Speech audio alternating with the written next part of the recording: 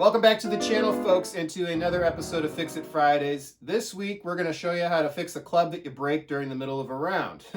If you watched my course vlog at Keeney Park near Hartford, Connecticut, you saw me break my Tom Stewart J iron shaft in half. Pretty catastrophic break. Up to that point, I had not broken a club like that on the golf course. I've had situations where the head has flown off because the epoxy broke down or I just didn't do a good reset. And I didn't put a pin in, but I've never had a shaft break on me like that. The culprit was some tree roots that I could see, but thought I could clear. Let that be an example that if you see any tree roots anywhere near your ball, don't try to hit it with a club that you really like, because even the tree roots that you can see may not be the culprit. There might be another tree root just below the surface of the ground that you get contact with. I'm pretty sure in this situation, I hit that tree root that I could actually see about 2 inches in front of the ball. Actually had a pretty fundamentally sound swing there and hit the ball first, but then the club went right into the tree root. I should also mention that is often the break that you can have when you use your Hickory clubs on a driving range mat, especially an old school driving range mat that's basically just AstroTurf, like a really thin piece of AstroTurf over concrete. When you hit the club down into the turf like that, like you're supposed to, basically hit down on the ball and then turf after that, that situation is going to create problems for your Hickory shaft if the turf doesn't give or if you hit it into a tree root. So bear this in mind as an example of what not to do with your Hickory clubs, but we're going to show you how to fix it in case it does happen to you. In the case of the J iron, the shaft was so catastrophically compromised that I didn't want to put it back in this head, which is unfortunate because I'm pretty sure that was the original shaft. And anytime you do any kind of repair to a shaft or obviously a replacement to a club, you replace the shaft on a club, you're going to change the dynamics of the club and you're going to feel a difference in your swing. Sometimes it's better, sometimes it's the same, but oftentimes it's just different enough to make you not like the club as much. I hope that didn't happen with this J iron because I really like the head, and the shaft that I've put into it seems like it's a good fit for it. It's also straighter than the one that was in it originally. I hadn't gone through the process of trying to straighten the original shaft on the J iron. I was just kind of accommodating it in my swing. And, it'll be interesting to see how this club performs for me now with a straighter shaft. But anyway, I want to show you the process that I went through for taking the head off of the broken shaft, which is a little tricky. And then also show you the process that I go through in choosing a new shaft from my wall of shafts here to fit this head. The other thing I want to show you this week is a quick video from Brad Korando's workshop in Pleasant Prairie, Wisconsin, where he uses his jig for shafts. I'll show you right here. Where he uses this guy. I bought this from Brad because I liked it so much when we were in his shop.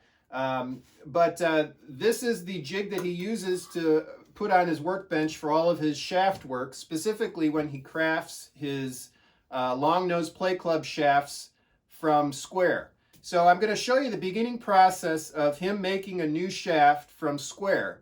It's a cool process and it also looks super relaxing. I'm excited to try it myself. But we'll just kind of show you the beginning steps of that in case you want to try to make your own shafts.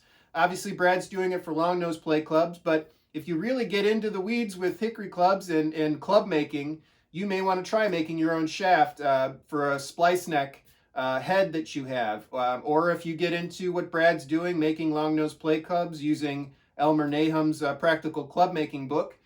This is the way that Brad has learned how to make shafts, and I thought it was going to be, a cool thing to show you guys as well. I've never had a break this bad, so I can't say for sure that this club is never, or this shaft is never going to be playable again, but it sure looks like it to me. From what I can tell, it kind of fits together pretty well as a puzzle piece here, and I think it's possible to maybe salvage this shaft, but I'm not going to try to salvage it as part of the J iron head. I use this club a lot. This is my 26 degree club in my primary set.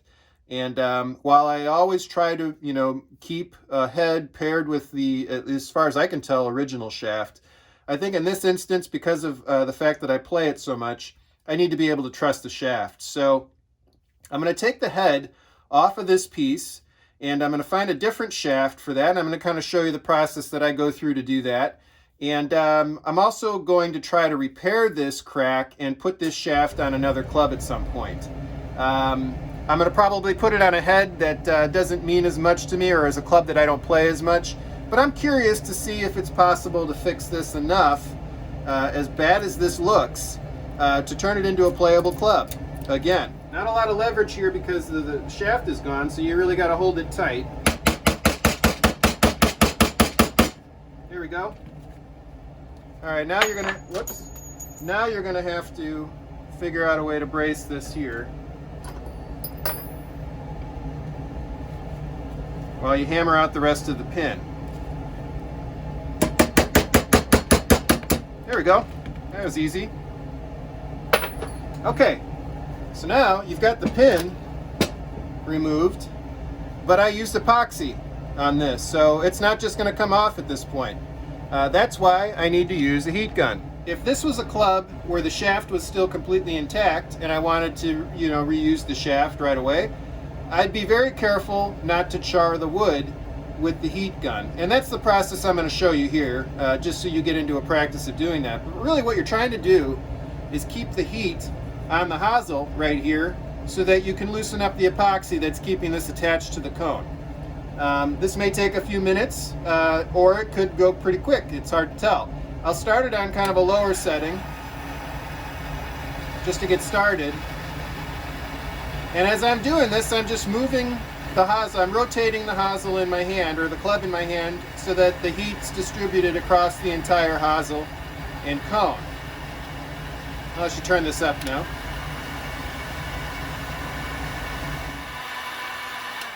All right, I'm pretty sure that's not enough, but let's just see.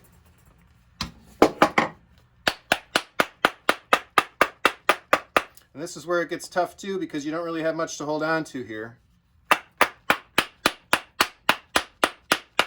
Yeah, as I do that, I'm actually hammering it out of my hand. Now, that's not budging, so we got to go.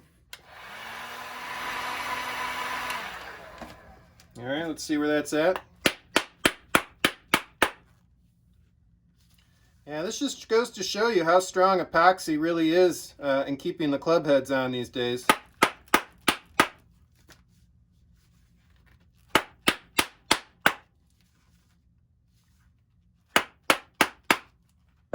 It's still not even budging, so.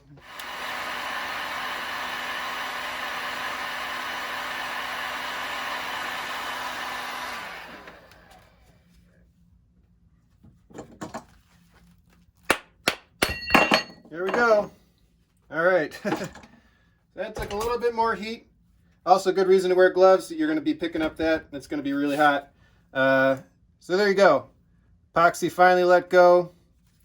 And we've got the shaft now out of the hosel. So now what we're going to want to do is let this sit. I'm going to take this off of the yoga mat here. It's going to melt that. Put that on the wood. We're just going to let that cool down for, I don't know, probably 30 minutes or so. And in the meantime, what we can do is take a look at this shaft again and see if we can come up with general length. The length of this was just, well, actually, now that I look at the specs on it, once I put this grip on here, I was able, the swing weight knocked down to C8. The club still worked okay for me, but I would like it to be a little bit heavier. So the options that I have for that at this point are finding a shaft that's a little bit longer. I want to be careful not to go too much longer than 38 1/4, because that's the ideal length for a 25-degree club. But if we went to 38 1/2, that would actually bring this up to D1, just if all things being equal. And then we'd have a 25-degree club at 38 1/2 inches, which is about the length of a 20-degree club. But considering how I use this club, I like this to be my 160 to 180-degree club. It might be nice to have a little bit extra length on it. Bear in mind that all of what I'm saying right now is going to change the dynamics of this club from what I knew it before. This is the thing that sucks about breaking a club that you like, because you may never be able to reproduce the playability when you do the repair. It's even, likely that if this wasn't as bad as it looks and I was able to actually repair the crack, this club's going to play differently no matter what going forward, because when I put the glue in here to make this,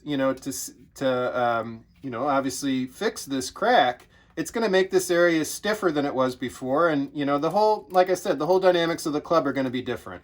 It may or may not work just as well for me as it did before. So, in the spirit of trying to get this back on the course, I'm going to try to do some things with the next version of this club that seem to fit what I'm trying to get out of it as a play club.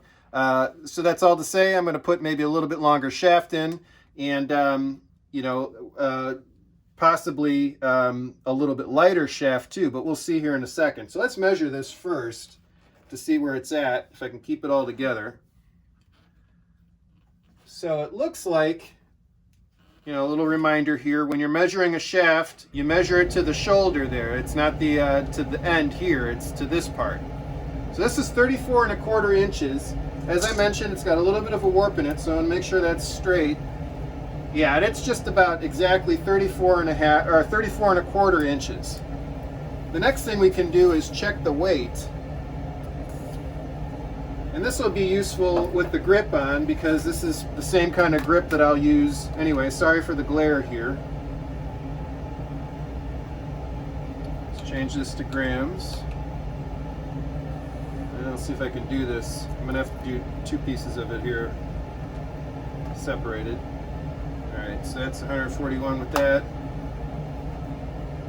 So we're looking at total weight of 172 grams with the grip on it. So what I can do with that information now is look at my wall of shafts here and try to find something that's lighter than that. I'll definitely want to find something lighter to start, because most of the shafts that I've got on the wall don't have a grip like this. So I know that this grip is going to add probably 20 grams, I would say, to whatever weight shaft I find. But let's take a look at what I got here. All right, so now we're looking at my wall of shafts. They go from putter length up at the top down to, driving iron length, basically down here. So this is the area that we're going to look.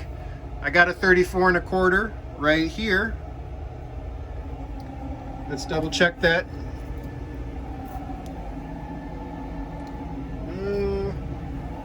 Yeah, so just about 34 1/4. It says right now it's 175 grams, and that's with this original leather grip on it. So it is going to be heavier than the current shaft, which is right there. So that's a possibility. I'll hold that out, but let's see what else I have here. Here's one that's considerably lighter right off the bat. That's 34 1/4 inches, 138 grams, and it does have a grip on it. We'll take this one out and try that. Seeing if I have one that's 34 1/2. Here's one 34 1/2 that's 169 grams.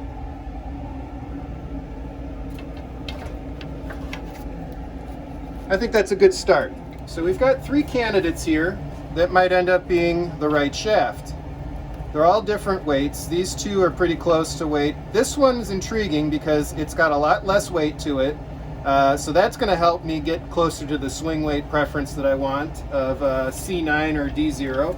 Really, it's not that big of a deal. If it's C8 again, that's totally fine, because I was playing with it just fine. I've just figured now that the head's off, maybe I'll try to tweak it a little bit more. But I'm going to put my gloves back on because I suspect the head is still pretty warm. But I just kind of want to show you what the process is here. Yeah, it's still warm, but I can work with it. All right. So really what I'm trying to do when I'm looking for a new shaft is, I usually have some marks on here to tell me what the orientation is. So there's a mark right there. That tells me that this is supposed to be like that. So I just put the shaft in there, and you can see, first of all, it's really loose, and the hosel is bigger than the shoulder of the shaft. That's problematic. You can try to stuff this with whipping thread or even friction tape there to build it up a little bit more so that's a tighter fit. But the fact that the hosel is going to be wider than the shoulder there is always going to be kind of an ugly situation. I don't really think that this shaft is going to work for that reason alone. So we're going to put that one back on the rack. Let's go to the next one that's got some potential. This is a 34.5 at 169 grams. I'm kind of hoping this is the one that works because the specs of it are very similar to the shaft that I'm replacing.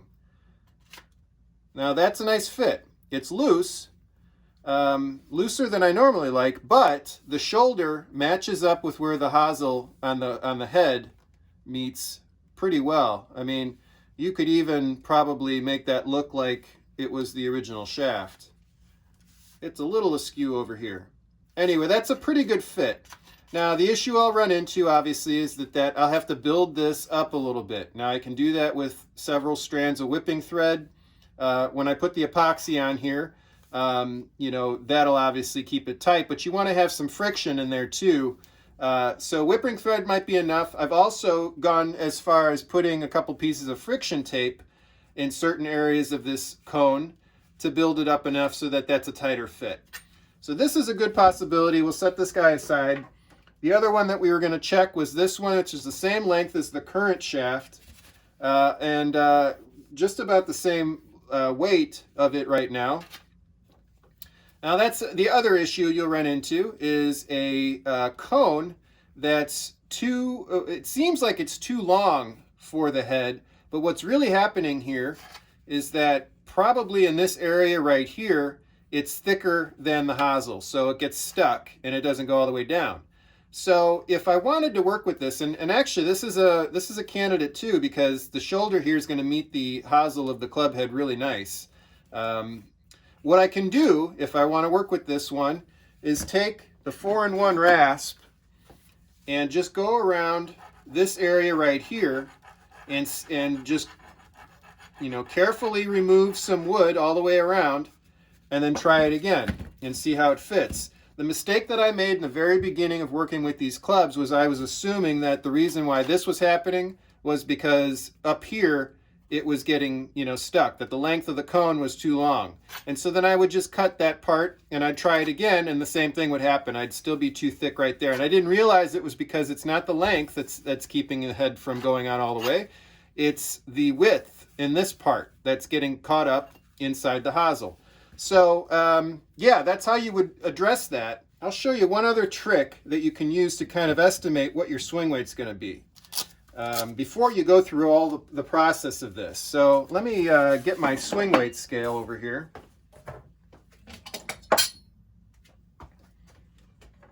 This takes a little bit of rudimentary math, not much. Leave my gloves on because the head's still a little warm. Let's go back to the head that I thought was the better fit right off the bat. So again, this is 34.5, 169 grams, but it's kind of a looser fit. We're going to check the swing weight on this particular club right now,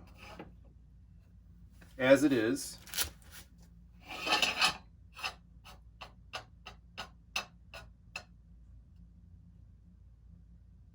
Okay, so it looks like it's right on, yeah, D1, definitely D1. So with this old grip, it's D1. And like I said, I think I'm probably going to be adding about 18 to 20 grams to the shaft once this grip is off with the shaft or with the grip that I like. So it looks like I'll probably be back down to C9 or C8 using this club, or using this shaft rather. So, and that's okay. You know, this shaft is straight, it's solid, it's got, I'll have to fix the end here. It's got some rotting at the very tip, but not a big deal. You know, the rest of the shaft is really good shape. This would be a fine replacement. Let's just check the swing weight on this guy. Bearing in mind that I've got about, let's make sure, I think I've got about a 1/4 inch. Yeah, there's a 1/4 inch there then I know the head is going to be further down on the shaft. So whatever swing weight this gives me, I'm going to have to deduct a little bit from that, considering that the length of the shaft is going to decrease about 1/4 of an inch. Rule of thumb is every 1/2 inch is 3 swing weight points. So, you know, basically I'm going to be, whatever this reading is will be a 1/4 or about 1/2 of a swing weight, 1.5 swing weight points different when all is said and done. So, okay, that's D1, that's D2. So it looks like this one's going to be D1 as well. But then I have to consider that I'm going to lose 1.5 swing weight points when this head is flush to the shoulder. And then obviously the grip is going to add some weight as well. It's probably a little bit heavier than this original smooth leather grip. So yeah, I'm looking at another, you know, probably club that's going to be C8 or C7 after all is said and done. Really, you know, at this point, you got to look at the two options and say, well, what's going to be easier to work with?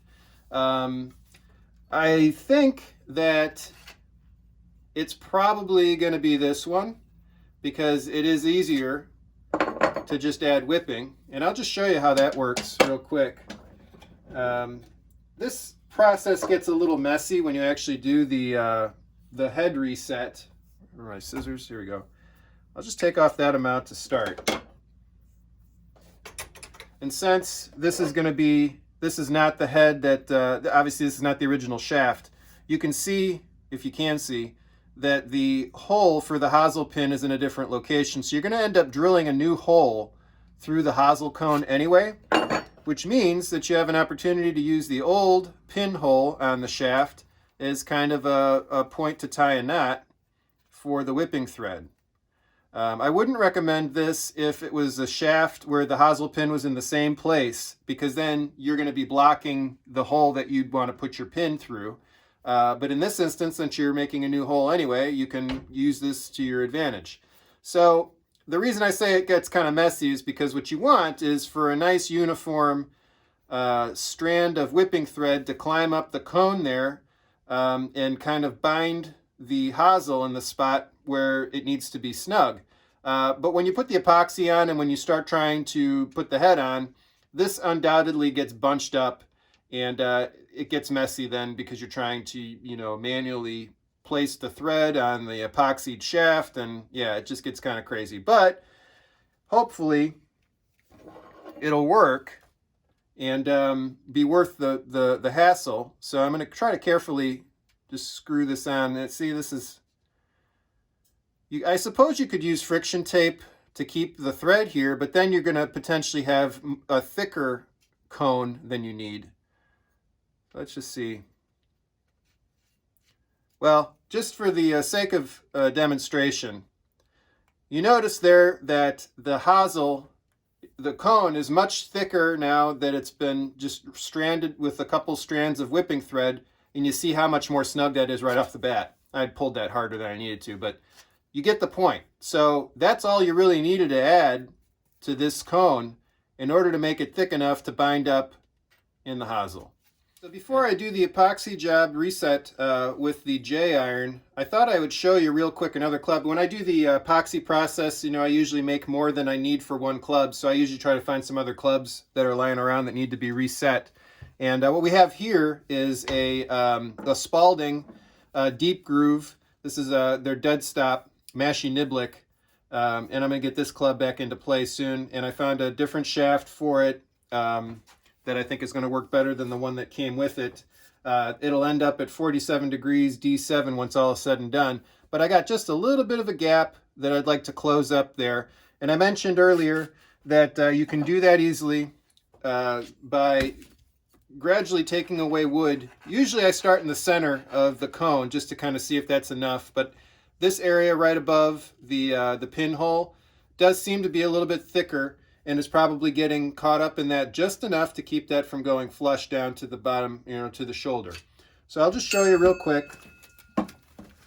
It doesn't take long. And you just have to be a little careful not to take off too much wood, but if you do, you can use the whipping method that we're going to use with the J iron. So I'm using the 4-in-1 rasp here, and I'll start with the least abrasive side.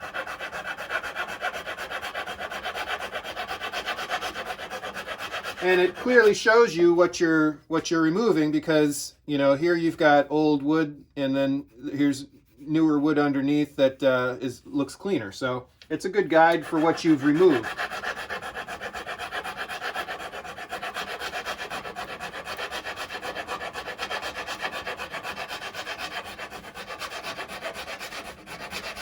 And there we go. We've gone all the way around once. Let's just see where that brings us. Also, I'll note here that I've got a pencil mark. This is the indicator to me that this is the orientation I want. So now, just slipping that on there, still a little bit of a gap, but let's do, and I'll say too that I want there to be a little bit of a gap when I put the head on, because I'm going to kind of pound this on the floor a little bit to make it snugger, and there you go. That's all we needed to do, was go around one time with the rasp. And now we've got about as flush as a connection between the hosel and the shoulder as we're going to get. The other thing to mention too is that you want it to be somewhat loose, and this is ideal, because when you put the epoxy on here, that's actually going to create some friction. There's a little bit of thickness to the epoxy that's going to help this be a tighter fit as well. So if this was perfectly tight right now, it may be too tight when you put the epoxy on, and then you're going to have a mess, and it won't, you won't be able to get that flush to the shoulder again. So this is probably just right. So this is the epoxy that I use. It's Gorilla Glue. It is, let's see, 3,300 PSI, really strong, probably stronger than you need. I used to use Gorilla Glue. I used to use this epoxy for every kind of connection, including splice joints, but I use hide glue now, now that Brad Korando showed me how to use that, and it's much cleaner, easier, the whole bit. But this is still the most effective way to attach a club head to a shaft by modern means, and not have to keep resetting it. With a putter, I will add, with a putter, if I had the same situation like I do with the J iron, where I need to wrap some thread around to kind of make that a tighter fit, I probably wouldn't even mess with the epoxy. I would just make this as tight as possible with the whipping thread, and then put a pin in, because the putter is one of those clubs you shouldn't be swinging hard with, and this is plenty of friction with the pin in to keep that head on and not moving. So just to save some time, I probably wouldn't do that. We wouldn't use epoxy with a putter, but everything else for sure. So like I said, I like to do enough to get a couple clubs done. Got a good stirring stick here that I like to use. I'll mix this up for about 15 seconds or so, or until you can smell it. And I can smell it right now, so it's starting to already do its curing. So let's do the club that I think is going to be easier to work with here. Just get that out of the way. These kind of tongue depressor sticks are pretty useful with epoxy, because you can just coat it all the way around. When I'm doing this, I like to make sure that I've got sufficient coverage of epoxy right at the shoulder joint with the top of the cone here, and then just make sure the whole cone is covered. Sometimes it helps to add a little bit of tooth to this, but this is pretty rough as it is, so I'm not concerned about that. Then just make sure that you're putting your head on with the proper orientation. There's my mark right here. And you see there's a little bit of a gap there right now. I'm going to check to make sure that my grain orientation is perpendicular to the club face. Just adjust that just a bit. Pretty good.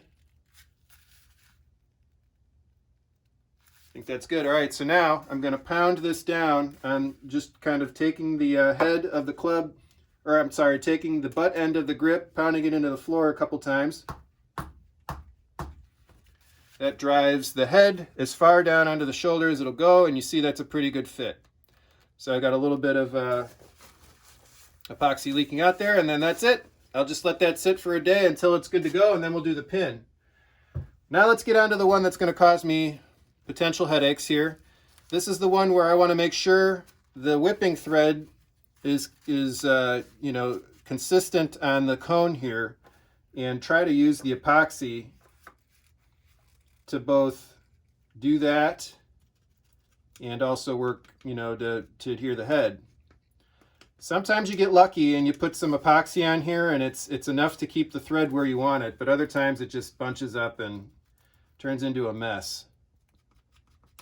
Obviously you wear gloves for this. I was using latex gloves for a long time and then just decided to get a permanent pair of these black gloves that work really well because the epoxy gets on them and then it dries and you can just keep using the same gloves.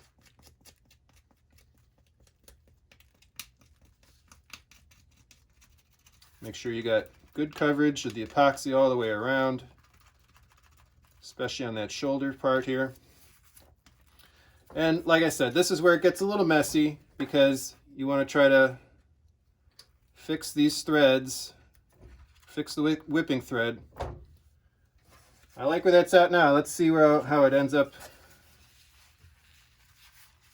I'm going to put the head back on.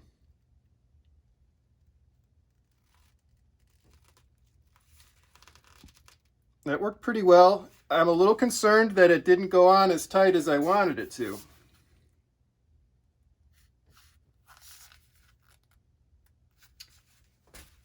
Let's see. Yeah, that didn't, yeah. I'm glad this is happening because this is what you run into. I need to put more whipping thread on here and I need to work fast now because the epoxy is getting close to being hard to work with. So let's see if I can scramble and do this.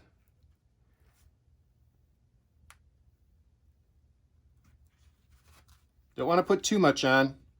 I'm going to let that kind of hang there. I can cut that off when I work with it later. That's a tighter fit. That's better. Make sure my orientation's good.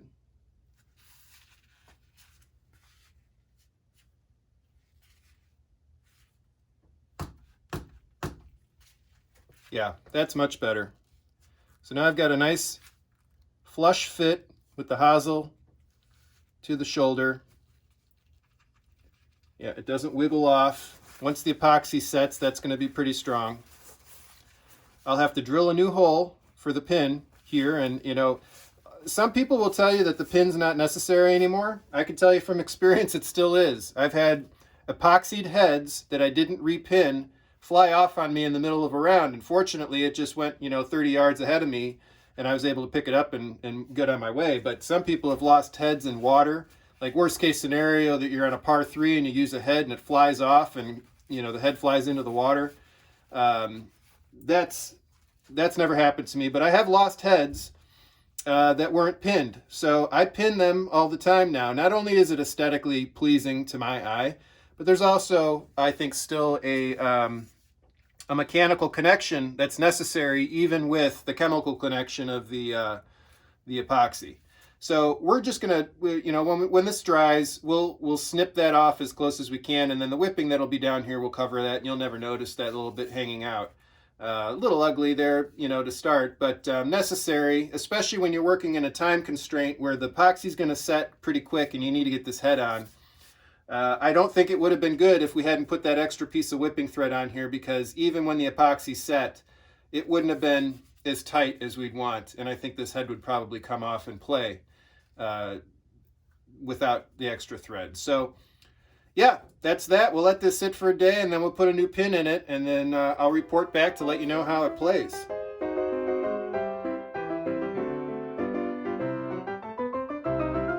This other side is my shaft making side. Okay.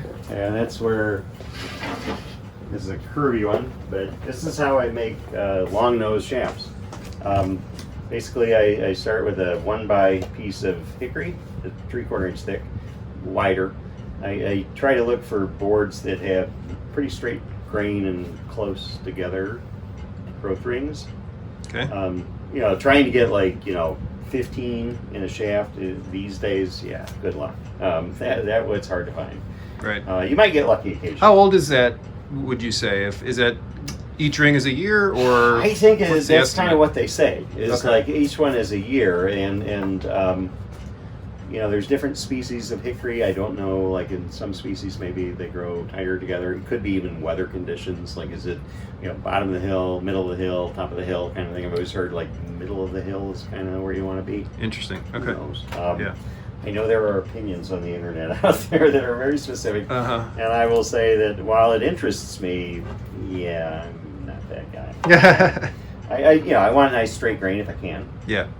And I'll put this in my board. You can see it's all set up to index this, and I will take a architect's circle template gauge, and at one end, which I deem the bottom of the club, I will draw a circle that's about 1/2 inch, and at the top I'll do a circle that's about 3/4 inch, and then I will make diagonal lines across the ends of this, kind of like crosshairs through that circle, and then I'll divide that in half. And basically I'm just trying to get like a starburst pattern, and then what I use for that is just kind of a gauge as I'm planing this. When I first started, I would try to draw pinstripes down the sides of this board all the way down. It took like forever to do it, but I would use that as like this reference as I'm planing to try to make sure I'm making these faceted sides, you know, straight. And what I found after doing it a bunch of times is that you kind of develop this feel for it. And I'm using a plane. It's a joiner plane, which is much bigger and longer, but what's pretty fantastic about it is this jig that I made is very straight, and the groove's right in the middle of it, and this is very long and straight. Guess what? If I rotate this based upon the little angles that I drew on, and I just follow the path of the board, yeah, I'm cutting pretty straight. And because I'm indexing it in this little V joint, I'm always at the top or the center of whatever is up. Yeah, I'm gonna take a closer look at the inside, so it's a V joint Yeah. in the middle there. So I cheated and, you know, I used a power table saw to make the V there. But basically this started life as an oak 2x4. It could be another wood species. I liked oak just because it was like, it had presence, weight. And as you kind of plane down it, anything that's just heavy, dense, is just kind of, it dampens any sort of vibration that's happening in it. So what's really kind of neat and functional about this setup, you'll notice it's different than what I do, the scarf joints or scare joints, is I actually have little stops at each end of this. And that's so that whenever I plane this, yeah, it's got something to brace against. And I've got this size so that it just really holds tightly. So when this isn't like the shaft making session, but what I look for in the shaft is the cathedrals, if there are any, because that'll kind of guide you as to the direction of the grain. If the cathedral's like a big parabola, basically when you're planing, you want to use the point of the parabola as the direction that you want to plane in. Okay. If you go the other way, you're going to catch the grain and it's going to jam up your plane and it's going to like stutter as you go and you're going to chip it out. Okay. Just awful. The truth of it is, the majority of the wood that I have access to or that I've been finding, the grain isn't perfectly straight.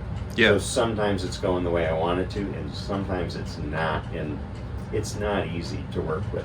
So at that point, I will use the joiner plane to get it really close to where I want it, and knowing that along the way I'm going to have some chips and stuff in it. As long as I'm keeping an eye on the chips, make sure they're not too deep.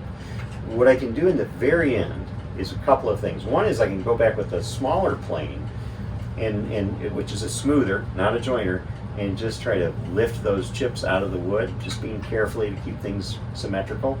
The other thing I can use, which is even better, is a card scraper, which is a flat plate of steel used like the thickness of a handsaw blade, with edges that are turned with burrs like we tried to get rid of on your plane. Right. And you cup it and you just pull it, and then all it is a type of plane. But what's great is the geometry of it allows you to take shavings off of incredibly complicated grain structures without chipping. You're actually taking shavings. And so what I've done on the long nose gloves is get the shafts really close to where they need to be. Like, by close I mean 32nd of an inch, maybe even closer than that, because it's more into like hundredths. I'm using calipers. And once I get it to that close, I even have markings on here that just kind of remind me, like, well, what are the diameters? Oh, the top of the scare joint on the shaft should be 0.5625 inches. Basically, 0.5 is a half. It's probably going to be close to like 9/16. Up here, it's the end of the shaft on a McEwen plate club. Well, that's 3/4 of an inch. These are just little reminders. They're on with tape, which means that when I'm making a different club, I'll probably have a different set of pieces of tape. I see. And so I put it in, I get my calipers out, and then I just go to town and I rotate. So, this process, which is right here, it's actually kind of therapeutic.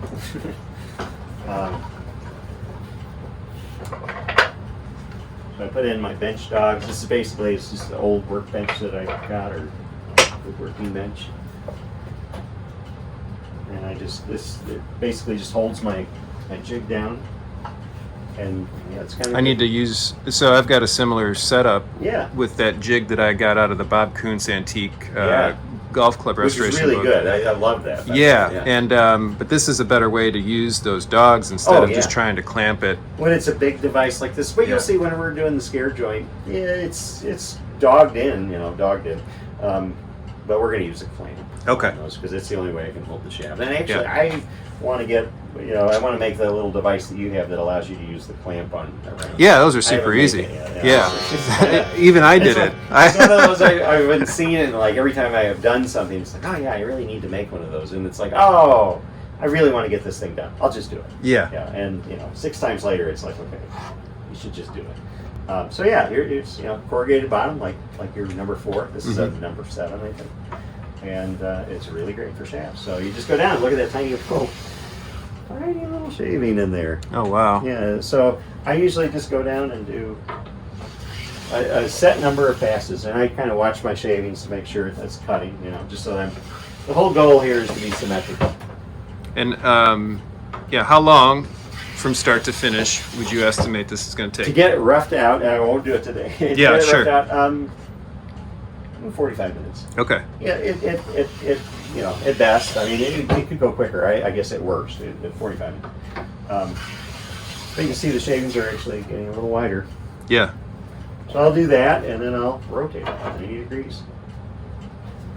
And I'm looking at the grain, and while I don't have pronounced cathedrals, I can see that on this backside, the grain's kind of going up and out of the board, which if you read all the books, they're saying the grain should never run out of the shaft.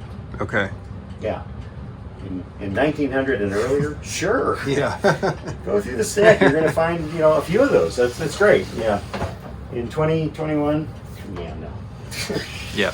It's just not going to happen. So you're just looking for the best that you can find. And I'm sure that if I do this long enough, I'll find some. And I also know that there's people out there who, probably accurately claim that, they never use, shafts if the grain doesn't go out of. Okay. Yeah. I don't make my living doing this. So if I think I'd probably be serious enough to find that wood, right? Yeah. Also, I don't think there are many people doing it the hand method here. They've got it in the lathe, and if they screw it up or whatever, it's not that much of a time suck. So so there we go. So that's it. Very cool. So as you go though, there's a taper to it, and right now, I'm just honestly the first stages. I'm looking at the circle. I'm not even close, but when I get closer, I look at the circle. Once I get close to the 3/4 all the way down, then I start paying attention to these things. It says, at the bottom of the grip on the McEwen Play Club, it should be 0.6875. Okay, great. That's 5/8 of an inch. So you'll stop planing at this end. Yeah, exactly. 3/4, and you just work your way down the tape. Yeah, got it. Okay. And then with the long nose clubs, like we were talking about, more so, well, on all clubs, not just long nose, but especially whenever you get to like drivers, clubs that you're really swinging at higher speed. You know, that whole shape of the shaft at the bottom is not just a uniform taper of fat to skinny. It's, you know, fat to skinny to a little bit heavier than skinny. It flares out at the bottom. Sure. That flare, at first, I tried to do here on the bench without ever mating it to the club and everything like that. And yeah, it's probably possible. It's not really. I don't think it's a good way to do it. What I do think, and talking with Elmer, and you know, really trying to listen to him more than just jumping off and doing things, is I think it makes a lot of sense. That little sort of, you know, a little shoulder type. Yeah, that taper. You know, that area where you want it to flex. I do that now after the club is together. Because then what I do is, even without the grip on it, I'll usually put some like friction tape on it just so I got something to grip it temporarily. I'll go out in the backyard and I'll start swinging the club. Because now it's at the weight, mostly, that it's going to be without the grip. Mm-hmm. And I just start swinging the club and you get to feel it. And when you start off, it's like stiff, like, you know, feels like a putter. So then what do? You go in, and then I think I have to look it up again, but like above the scare joint, you know, like 6 to 9 inches or something in that range above the scare joint, you just start, and that's where that scraper comes in, and you just start, you know, scrape, and rotate, scrape, rotate, and just keep on doing it to go out. So it's like constantly back and forth. And eventually, all of a sudden, it's like the first time whenever you start to feel the flex, it's like, oh, that's fun. Yeah. And then, you know, of course, it's like the slippery slope of like, okay, you don't want to get to the point where it's like, oh yeah, this is way too whippy. Right.